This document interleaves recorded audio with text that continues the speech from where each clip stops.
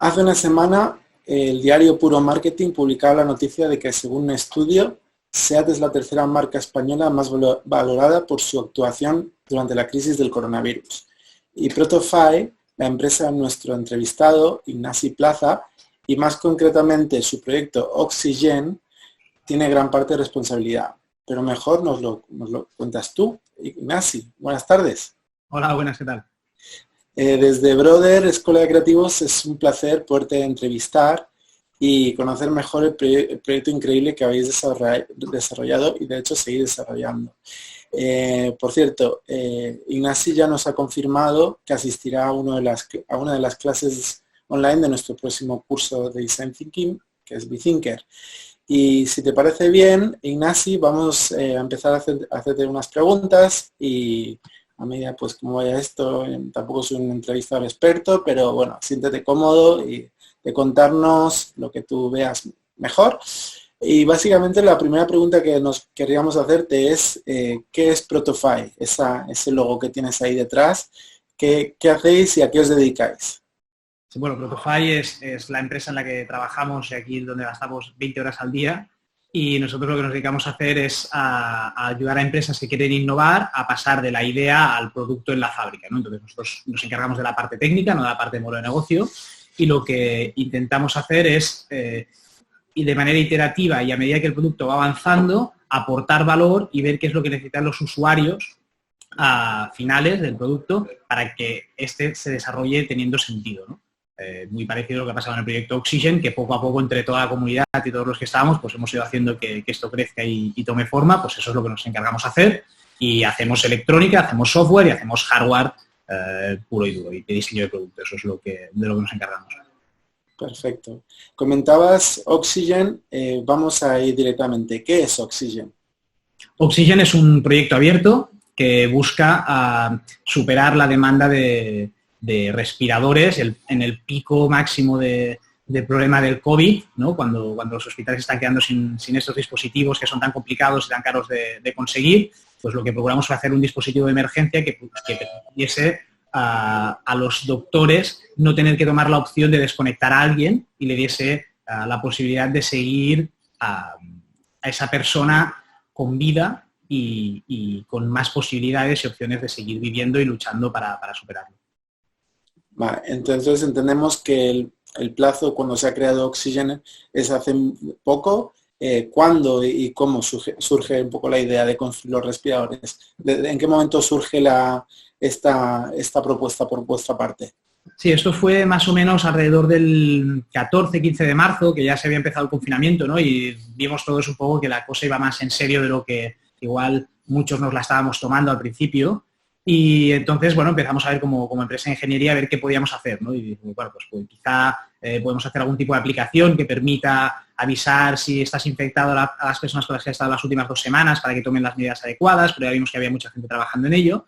Entonces, mirando qué problemas habían tenido otros países, vimos que, por ejemplo, en Italia, uno de los problemas grandes que había habido era la falta de respiradores, ¿no? Que habían tenido que dejar a mucha gente mayor, sobre todo, un poco a su suerte por falta de medios. Entonces, claro, estos dispositivos son muy complejos, son difíciles de fabricar. Intentamos buscar la forma de recortar las máximas de todas las características, a recortarlo al mínimo y hacer una cosa que fuese muy fácil de fabricar, que tuviese muy poca tecnología, que fuese fácilmente replicable y que incluso fuese fácil de diagnosticar por un médico en caso de fallo, ¿no? Y que pudiese aplicar pequeñas reparaciones sobre la marcha para poder dar la respuesta lo más rápido posible a este problema. Perfecto. Cuando hablas de que habéis involucrado a personal médico, entiendo que habéis de alguna manera tocado áreas digamos, de procesos de design thinking, ¿puede ser?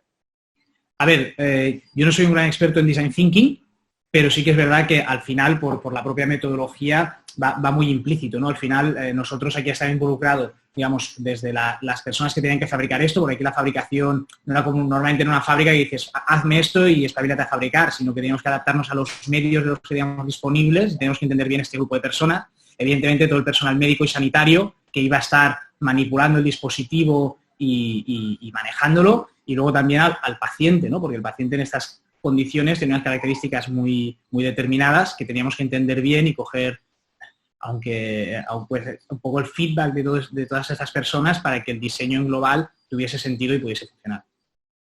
Vale, perfecto. ¿En cuánto tiempo y cuáles fueron los pasos del proceso para llegar al primer prototipo? Vale. Nosotros, primero de todo, intentamos entender cuál era la problemática, ¿no? Qué es lo que intentábamos solucionar. Entonces, a partir de ahí vimos que había muchas opciones de dar aire a una persona, ¿no? Había muchas maneras de hacerlo. Podíamos poner un émbolo y un motor que lo apretase, por ejemplo, coger un fuelle de la chimenea e intentar que funcionase. Vimos qué opciones ya había y que estuviesen más o menos hechas. Y descubrimos los respiradores Ambu, los resucitadores Ambu, perdón, que es una especie como de pelota de rugby, lo habréis visto estos días seguramente en televisión, de color azul, que apretas el aire. Entonces, este mecanismo se utiliza en las ambulancias y en las UCI cuando se quiere dar ventilación manual a un paciente. Entonces vimos que esto se utilizaba con la mano y ya contaba con las válvulas de seguridad y muchos de los elementos que hacían este proceso más fácil. Además ya era un dispositivo médico, por lo que la cantidad de aire que daba, el flujo, digamos, cuánta potencia de aire podías dar de golpe, ¿no? Cuánta presión podías dar, pues ya estaba regulado. Entonces eso nos facilitaba muchas cosas. Entonces una vez con este dispositivo en las manos, que conseguimos encontrar uno por Wallapop y traerlo aquí a nuestra oficina, empezamos a buscar cómo automatizar este sistema. Entonces hicimos varias pruebas para ponerle un motor que nos permitiese hacer este proceso de manera prolongada en el tiempo y evitar que un posible sanitario, un enfermero o una médico tuviesen que estarlo haciendo de forma manual. Empezamos probando con el motor del plato del microondas, que es un motor que ya gira muy despacio y va al voltaje que toca. Entonces esto era muy sencillo al principio porque si hubiese funcionado, pues era tan fácil como a ir a la fábrica, coger motores de estos y montarlos y ya está. Pero ¿qué pasa? Que este motor tenía muy poca fuerza. Luego probamos con un motor que tuviese más fuerza, que en este caso fue el del exprimidor. Entonces pusimos el motor de un exprimidor en el dispositivo, pero como tienen el palito este blanco típico que se mueve mucho, pues esto tenía mucho juego de que el dispositivo funcionase mal. Probamos con el motor de un taladro, con varias cosas, y al final descubrimos que el motor de un limpiaparabrisas de coche, que se fabrica en gran escala, y aquí en España había mucha disponibilidad, pues nos podía servir porque iba a la velocidad más o menos que tocaba y tenía la fuerza necesaria. Entonces, con este motor en mente, que era la parte como más crítica al principio, construimos el resto del sistema. Entonces, buscamos un elemento para regular la velocidad, que es el típico regulador de la intensidad de la luz de casa, para dar más o menos intensidad a la bombilla, y después una fuente de alimentación de ordenador. Lleva cualquier torre, pues para dar electricidad y pasar del voltaje de casa al que necesitaba el motor, ¿no? Entonces, con estos son los tres elementos que construyen toda la electrónica que tiene el dispositivo. Entonces, a partir de aquí, pues empezamos a iterar cómo podíamos controlar los parámetros necesarios, ¿no? Que aquí fue muy importante el input de los médicos, que básicamente eran tres, que era la cantidad de aire que le teníamos que dar al paciente, después con qué frecuencia se la teníamos que dar, y el último es que tú cuando haces una inhalación y una exhalación, esto sigue una curva concreta de respiración. Normalmente la inhalación es más corta que la exhalación, ¿no? Entonces tenemos que inventar un sistema que nos permitiese regular esto. Entonces encontramos que haciendo un sistema de levas, que al final es una especie como de patata que gira excéntrica, pues esto haciendo que apoyase sobre una palanca y presionase este dispositivo, podíamos conseguir dar estas curvas y regular estos parámetros. Y ese fue la invención que hicimos. Entonces esto fue al principio muy rudimentario, hecho con una caladora, recortando con una plantilla de papel, y luego fuimos iterando hasta que llegamos, por ejemplo, a un software ya muy bien hecho que diseñaba estas levas como tocaba, y de ahí podíamos imprimir en 3D o fabricar con una cortadora láser, por ejemplo, pues las piezas que permitiesen hacer esto de forma ya con unos parámetros muy exactos. Wow, es impresionante. Desde que el 14 de marzo, desde que más o menos os concienciasteis de la situación hasta que, por ejemplo, sacasteis el primer, el primer ventilador que ya sí que estaba en capacidad de funcionar, ¿cuánto tiempo pasó más o menos? En semanas, más o menos. Nosotros el primer día hicimos un primer proto que ya funcionaba, y aparte muchos de los parámetros mecánicos siguen siendo exactamente los mismos que en el prototipo final. No sé si debería mover la cámara, pero bueno, para que veáis, este de aquí es el primero de todos, hecho aquí en madera, sin mucha más complicación. Está hecha la misma madera que la pared, si lo veis, porque era de los recortes que teníamos de cuando construimos la oficina. Entonces esto fue lo más sencillo que hicimos, es un dispositivo muy básico. ¿vale? Y después fuimos pasando poco a poco, este sería el segundo que hicimos, que era como el de madera, pero hecho en metaquilato para que fuese más hipoalergénico, ¿vale? Y después ya pasamos a esta versión de aquí, que es la que me preguntas, que con esta de aquí es con la que se hizo el primer test que se hizo en un paciente vivo, que en este caso fue una cerdita que se ofreció y nada, fue con el que se hizo el test. Entonces este test se hace con el paciente durmiendo, se le seda y se comprueba que pueda seguir respirando. Entonces, si la respiración se mantiene bien, pues es que el test va bien. Y este test se hizo, si no miento, 6 días después de haber empezado con todo esto. 6 días después. O sea, Sí. con el que has mostrado el último, ¿Sí? sería 6 días entre el primero y el último, pasaron unos 6 días más o menos. Sí, pero entre esos dos dispositivos que he enseñado, en realidad hay unas 8 iteraciones. Hicimos 8 prototipos distintos entre medias. Claro, que estamos trabajando contra reloj. Claro. Se nos pedía que tendríamos que hacer solo para Cataluña 2.000 y se estimaba que para España se tenía que hacer entre 10 y 12.000 más, además de los de Cataluña. Entonces era muy importante correr, tener algo que tuviese sentido, que funcionase a nivel médico, para poder pasar una versión como estas aquí, un poco más industriales y que permitiesen llevar eso a los hospitales ya. Espectacular. ¿Y la cerdita lo pasó? Sí, lo pasó perfectamente. La verdad que las gasometrías, que es el test que hacen, toman una pequeña muestra de sangre y entonces analizan si tienen los volúmenes de oxígeno y de gases correctos en sangre, y la verdad que salieron exactamente igual que con un respirador corriente. Digamos que la parte crítica que no aguanta ese dispositivo es la parte de la desintubación y la intubación, ¿no? Que es cuando el paciente aún está respirando por sí mismo, como no tenemos feedback de su lado, pues esta es la parte que no puede hacer. Pero todo lo que es mantenerlo a lo largo del tiempo para ganar más tiempo y que un respirador de los de verdad quede libre y pueda dar servicio, pues eso sí que lo cumplíamos perfectamente. Vale, perfecto. Increíble. A ver, en el proceso que mencionabas, al igual que en los procesos de Design Thinking, la clave es la involucración de los grupos de interés, de los stakeholders, ¿no? Para dar esta solución, por ejemplo, la que habéis dado, que es súper innovadora, ya hemos hablado de los médicos, de hospitales que creo que también se involucraron. ¿Qué otros players también entraron a colaborar? Obviamente SEAT, pero es interesante saber cómo se desarrolló esto para que de repente estuvieran en la fábrica de Martorell fabricando estos ventiladores. ¿Cómo fue el proceso? Aquí, cuando nosotros empezamos a trabajar en todo esto, tomamos una decisión, y es que el proyecto nosotros lo hacíamos absolutamente pro bono, ¿no? Para todo aquel que lo pudiese aprovechar y demás. De hecho, al principio, en absoluto pensamos que acabaríamos asesorando a SEAT a producir todos los dispositivos y a llevarlos adelante, ¿no? Pensamos que haríamos un diseño, lo haríamos abierto, open source, y aquel que le pudiese hacer falta se lo descargaría, lo construiría en su casa o en un pequeño taller, haría 20 o 30 para el hospital cercano y ya estaría, ¿no? Eso era el objetivo inicial. ¿Qué pasa? Que al hacerlo abierto y al construir una comunidad, hubo mucha gente de muchos sectores distintos que se empezó a involucrar. Por ejemplo, entraron las grandes empresas dando soporte técnico, por ejemplo, Ficosa y Neo, que nos ayudaron a hacernos preguntas sobre la parte de compatibilidad electromagnética y de inmunidad, ¿no? ¿Cómo evitamos que si ponemos esto en un hospital, los campos, las ondas no afecten al resto de dispositivos que tienen que estar funcionando y que el resto de dispositivos no nos afecten a nosotros y el dispositivo siga haciendo su correcto uso, ¿no? Por ejemplo.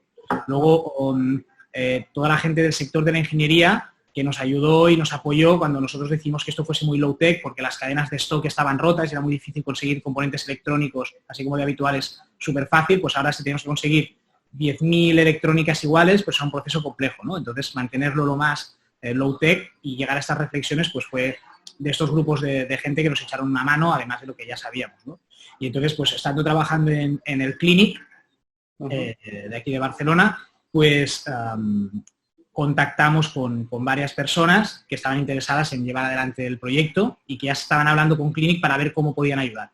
Y uno de ellos fue SEAT, que en cuanto descubrió el proyecto, vio que además el tema de tener un motor de limpiaparabrisas, que es con lo que ellos están muy acostumbrados a trabajar, y digamos que al ser todo el dispositivo que teníamos en mente, pues como chapa, motor sencillo, una fuente de alimentación muy básica, que es muy parecido a muy pequeña escala, pero el proceso es muy parecido a lo que ellos ya fabrican, pues es lo que nos llevó a poderlo fabricar con ellos, ¿no? Vale, entonces, wow. Genial, qué fuerte. ¿Cuántas unidades habéis hecho hasta ahora, hasta la fecha ya? Mira, eso es una pregunta que es un poco compleja porque, claro, nosotros en realidad no fabricamos, ¿no? Nosotros solo estamos en la parte de creación, de diseño y de ingeniería, pura y duramente. Pero sí que es verdad que, por ejemplo, SEAT ha hecho alrededor de 600 respiradores, luego el equipo de Igualada, que si no me equivoco hizo entre 60 y 100 más respiradores de este tipo. Luego tenemos una comunidad internacional que ha hecho prototipos en más de 70 países. Y luego tenemos alrededor de 12 países que están entrando en fase de producción industrial y están con sus correspondientes agencias del medicamento allí. Y, por ejemplo, pues Guatemala, Perú, Chile, están muy adelantados, Brasil, Sudáfrica, Pakistán, Turquía, pues son México, son países que lo tienen muy adelantado y están allí y ya están con o sea, hemos conseguido encontrar un equipo parecido al nuestro que se encargue del desarrollo, gente de universidades, emprendedores, etcétera. Nos hemos conseguido poner en contacto juntamente con ellos, con industriales que tengan capacidad de producir, luego con algún hospital de la zona que les dé soporte y todos juntos ir a la agencia del medicamento o a su gobierno correspondiente para que les dé el permiso para llevarlo a los hospitales de forma extendida, ¿no? Entonces, eso ya está muy en marcha, pero el tema es que es algo que al final ha acabado siendo más grande que nosotros mismos y de lo que nosotros no controlamos, ¿no? Digamos que Oxygen ya es un ente en sí mismo, entonces a veces es difícil decir cuántos dispositivos se han hecho. Pues ahora mismo la cifra la estimamos entre 800 y 1100, una cosa así. ¿Cuántos están listos para fabricar? Pues si sale y las fábricas que están en marcha fabrican todo lo que se han preparado para fabricar en día a día, puede que haya en un mes, puede que haya 30.000 Oxygens. Wow. O sea que ya, bueno, obviamente con lo que dices, este proceso, este proyecto inicial que surgió desde Barcelona, de repente ha traspasado ya también las barreras a nivel, pues no solo nacional, sino también internacional, ¿no? Por lo que estás comentando. Y, bueno, también en países de habla no hispana, entiendo. Sí, correcto. Sí, esto es lo que comentaba, por ejemplo, bueno, a ver, se ha hecho en muchos lugares, ¿no? Pero que estén así en marcha, por ejemplo, Turquía, aunque ahí está frenando un poco más, porque igual que aquí hay más fase de desescalada, por ejemplo, en Sudáfrica, en Pakistán, en Ruanda, luego en Mali también, en Camerún se han hecho también, en Japón hay un par de prototipos también hechos, en China, en la India hay mucho push del sector de la India porque ahí también está siendo complicada la pandemia. Yeah. Y la verdad que, bueno, que está en todos los lados. Si los que nos seguís entráis a la página web de Oxygen y vais al apartado de Community, veréis un mapa mundi donde salen marcados toda la gente que ha querido subir sus prototipos con las fotos y dónde están ubicados. Y la verdad que es curioso de ver. Impresionante. ¿Qué consideras que es lo disruptivo de este proyecto?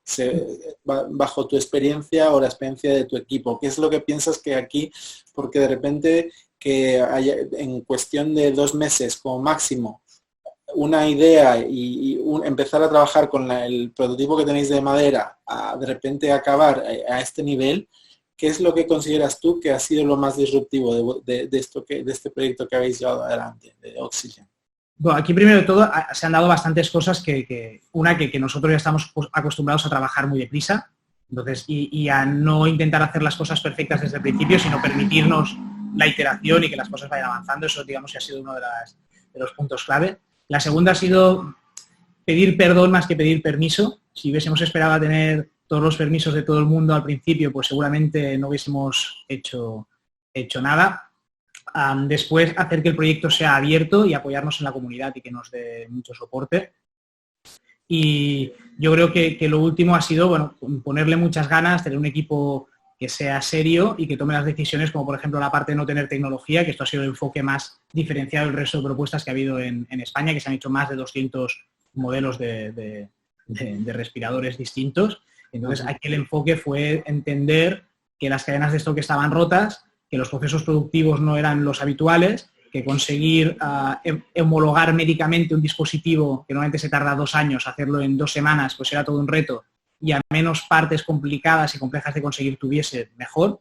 Y yo creo que esta fue la clave del proyecto, el entender esto, la falta de stocks, la situación en la que estaba el mundo, y entender que no íbamos a solucionar todo el problema, sino una pequeña parte, pero esta pequeña parte que hiciésemos, la hiciésemos lo mejor posible dentro de lo que cabía. O sea, básicamente lo que dices, como base de unos limitantes que teníais, a partir de las cartas que os venían dadas, pues cómo ibais a jugar con esas cartas, ¿no? Y sobre todo esto, el no tener miedo a meterse en el berenjenal, porque la verdad que la situación a nivel político incluso ha sido complicada, ¿no? Porque mucha gente tenía poca información y el decir, bueno, vamos para aquí, no perder la orientación, saber hacia dónde apuntábamos e intentar tirarlo para adelante lo más rápido posible y no perder el foco de que esto era para salvar vidas, y lo sigue siendo, y eso ha sido el mayor empuje, ¿no? Es curioso lo que dices de el tema de que a veces, pues, lo que decías del berenjenal, a veces entrar con las entidades públicas,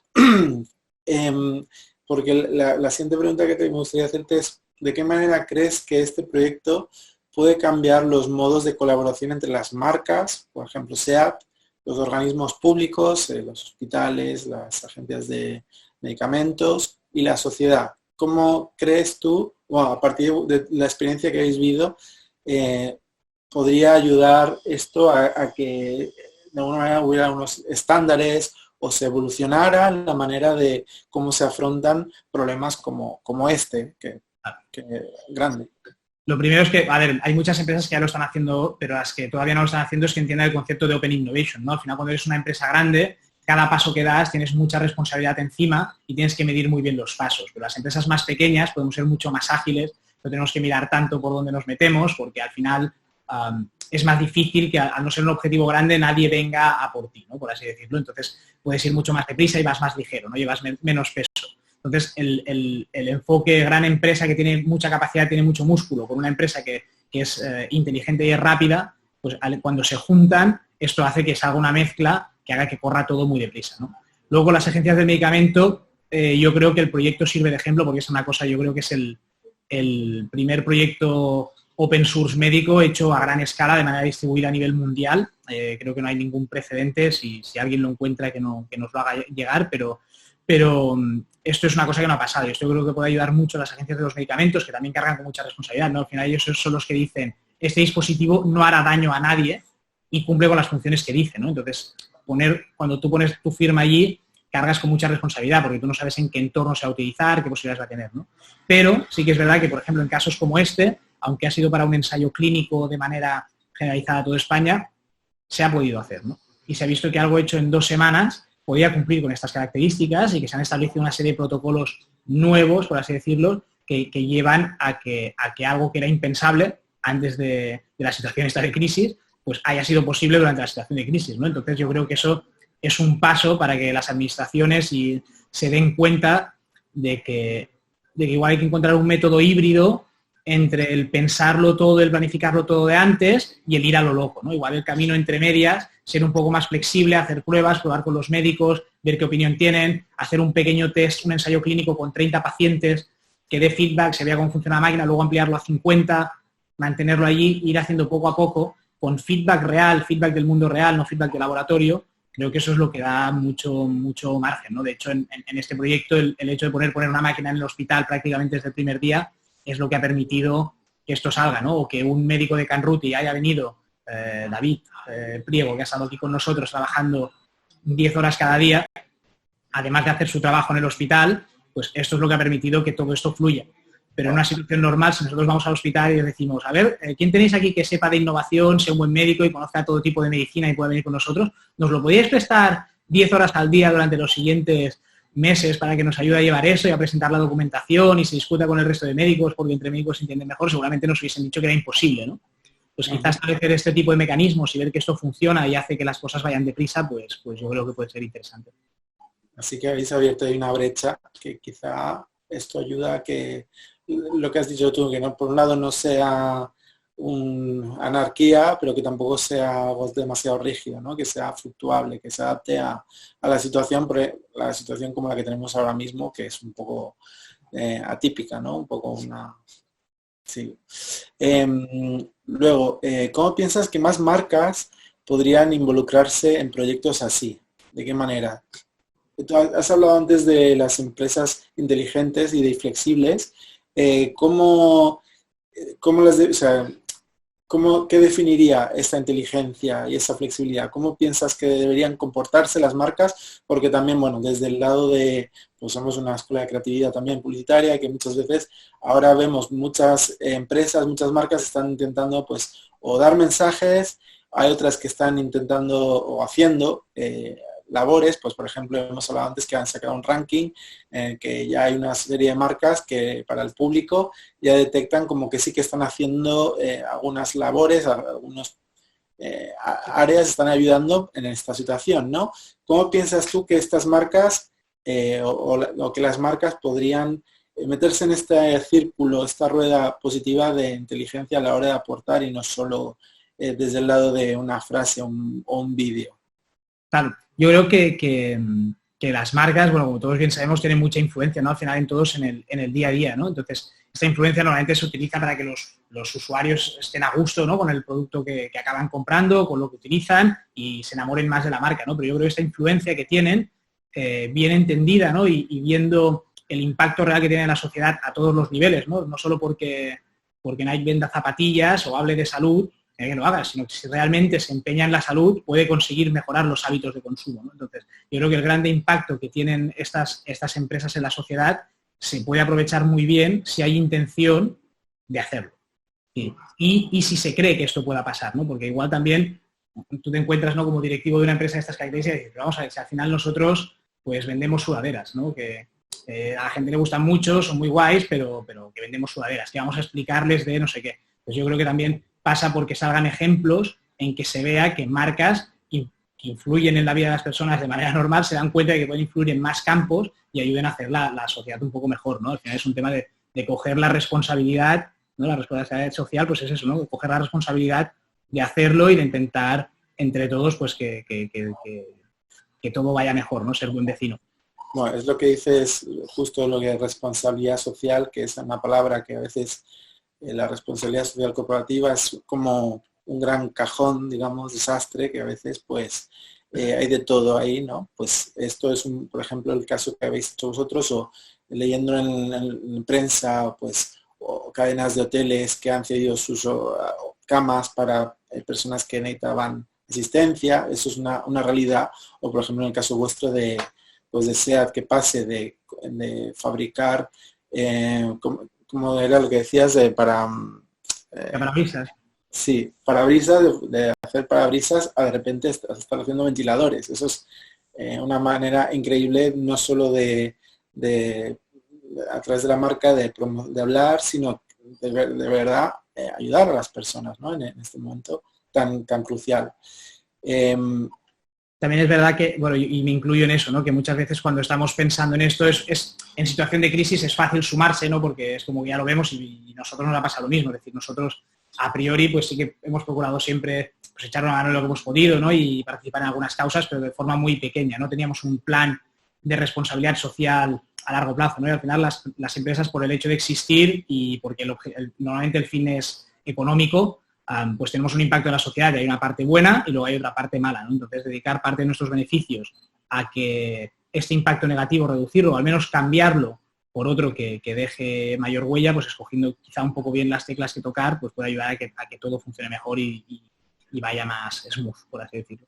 Sí, ojalá más marcas y contactaran con más protofiles para ahora y no solo ahora como de manera puntual, ¿no? También más a largo plazo. Vamos por la penúltima, ¿cuál es la mayor satisfacción que os ha dado Oxygen hasta la fecha? Bueno, yo creo que... ¿Algún caso específico que sepáis o eso? ¿Qué es lo que más satisfacción os ha dado? Obviamente sacar ya el proyecto es increíble, pero una historia o algo que os haya llegado que... Bueno, a mí en particular me afectó mucho cuando fuimos a ver a un hospital, fuimos a hacer la entrega de los primeros estos respiradores de emergencia y nos atendió el jefe de intensivistas, o sea, el encargado de la UCI de allí. Y nada, nosotros íbamos a hacerles una presentación, a explicarles cómo funcionaba, y una pequeña formación de 10 minutos. Y la verdad que al llegar y al hablar con él, ver lo agradecido que estaba, ¿no? Casi como se le ponían las lágrimas en los ojos, de ver que iba a tener otra opción que no fuese desconectar a alguien y que estuviese ya allí, ¿no? Que en tan poco tiempo estuviese ya allí, la alegría que le daba el hecho de poder decir, hostia, no tengo que escoger yo, ¿no? Porque un problema que tenían ellos muy grave es, tengo una persona intubada, ¿vale? Mayor normalmente, que tiene solo un 15% de posibilidades de vivir. Entonces llega otra persona más joven que necesita ser intubada, pero no tengo más respiradores. Yeah. Pero esta persona tiene 90% de posibilidades de vivir. Yeah. Entonces, lo que parece lógico a priori es, vale, pues desconecto al que muy probablemente muera y conecto al que muy probablemente viva. Pero esa decisión la tienes que tomar tú de forma activa. Es decir, no es que alguien haya muerto y haya quedado libre, sino que tú tienes que coger y tomar esa decisión por ti. Y dejas a la persona que tenía muchos números de que le fuese mal, pero tenía números de que saliese bien. Y le estás dejando a su suerte, sabiendo que eso es muy probablemente lo que significa reducir las posibilidades buenas a cero por una decisión activa tuya, ¿no? Entonces, eso yo creo que es un proceso en la mente de la persona que está allí muy, muy delicado, tiene que hacer este juicio de valor y es muy difícil. Entonces, pues cuando llegamos allí y veías, bueno, pues la emoción de estas personas de decir, bueno, hoy podré dormir tranquilo, pues yo creo que esa es la parte que más nos ha emocionado en global y que más satisfacción nos ha dado, ¿no? Ver que esto tiene un impacto, que aunque al final nos ha tenido que hacer servir, porque aquí en España la verdad que hemos salido bastante libres, ver que al menos pues sean 5, sean 10 o sean 12 noches que hayan podido dormir más tranquilos de lo que estaban y que han podido contar con algún medio más de los que disponían, pues la verdad que eso es lo que te pone la sonrisa en la cara y dices, bueno, el esfuerzo que hemos dedicado aquí sirve, ¿no? Bueno, increíble, o sea, porque es que es increíble lo que habéis hecho, porque es que o sea, estáis tratando también temas de entre vida y muerte y estáis dando vida, es como literal, estáis dando aire y es que, bueno, es brutal lo que habéis estado haciendo. La última pregunta, ¿qué mensaje le darías a un o una joven que como vosotros sueña con cambiar el mundo, con revolucionar el mundo? ¿Cuál sería el mensaje que te gustaría darle?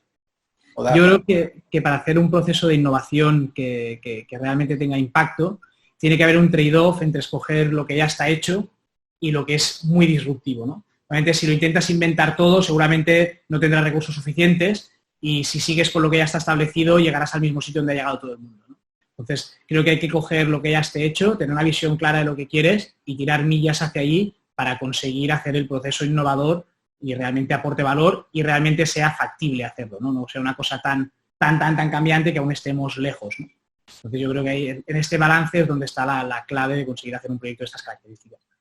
Así que básicamente en resumen lo que dices es como crear algo que sea innovador, por otro lado que sea factible, entiendo, sí, que sea viable obviamente y que en este caso, bueno, desde la perspectiva del design thinking es que sea deseable, pues quién no desea respirar, o sea, es increíble, vamos, está dentro totalmente y habéis aportado eso, una propuesta increíble que está cambiando las vidas y dando vida a muchas personas. Sí, la verdad es que es muy inspirador escucharte, saber cuál es lo que estáis llevando a cabo. No sé si te gustaría comentar algo más o decir algo que se te haya quedado sobre el tintero. Que sobre todo que los que quieran empezar un proyecto nuevo, que no les dé miedo empezar, que empiecen por algún sitio, que no esperen que esté perfecto, que mejor hecho que perfecto y empezar por un sitio e ir construyendo poco a poco y la iteración lleva al éxito y nada, que trabajen y que le pongan muchas ganas, que al final es lo que se necesita. Perfecto, pues Ignasi, esto es un punto, pero no es un punto final porque nos veremos seguramente en la clase del curso de Be Thinker Online y será un placer volverte a escuchar. Seguramente muchos de los que sean alumnos verán esto y te querrán hacer preguntas o profundizar un poco más. La verdad es que es súper motivador lo que nos has contado, inspirador y creemos que esto se tendría que replicar no por 600, sino por 10.000 y por 20.000, por 100.000, básicamente porque ¿sí? Esto es una manera de dar respuesta a las necesidades que hay hoy en día. Así que estamos tanto desde Brother como desde nuestra parte personal, al igual que hay personas, por ejemplo, que me contaban que en los supermercados les daban gracias a las cajeras porque simplemente estaban ahí y estaban dando un servicio. Creo que por parte mía o de Brother o de tantas personas es como daros las gracias a Protofy por lo que habéis estado haciendo en colaboración con SEAT y con la agencia de medicamentos y con los demás, pero que hayáis sacado este proyecto es como, vamos, fantástico. Se me acaban ya los adjetivos, así que muchísimas gracias. lo hemos hablado mucho en el proyecto, porque la verdad que al final las guerras no las luchan ni los países, ni las luchan los ejércitos, ¿no? Las hacen las personas, ¿no? Y al final pues ha sido desde un periodista que nos escuchó el primer día y decidió publicar una noticia en el periódico, a alguien que se nos ha unido y ha venido a traernos unas planchas de metracreado para que pudiésemos trabajar, a no sé quién, ¿no? Hablamos mucho de Protofy, hablamos de SEAT, hablamos de las empresas, pero al final han sido las personas dentro de estas empresas las que se han volcado a hacerlo y han hecho que sea la empresa en conjunto la que lo haga, ¿no? Pero han sido pequeñas personas cogiéndoselo a pecho las que lo han hecho, y por eso también daros las gracias a todos los que ayudáis a difundirlo, porque sin difusión este proyecto no sería posible, y es gracias a todas estas pequeñas personas que nos habéis también ayudado en cada uno de los puntos a seguir adelante, que el proyecto sale, y esperemos que gracias a esto, pues mira, seguramente nos den la homologación en algún país cuando lo vean, o puedan a algún equipo arrancar otra vez. Sin duda, pues si esto sirve para que se consiga una homologación, ahí mi dislexia, homologación en alguno de los países que has dicho o en otros que ni siquiera están en nuestra mente, pues bienvenido sea. Así que otra vez más, muchas gracias, y nada, quedamos lo que hemos dicho para el próximo día, que cuando nos veamos en clase. A vosotros. De conocerte un poco más, Ignasi, y seguimos en contacto. Perfecto, pues un abrazo, nos vemos en el curso. Muy bien, muchas gracias. Adiós.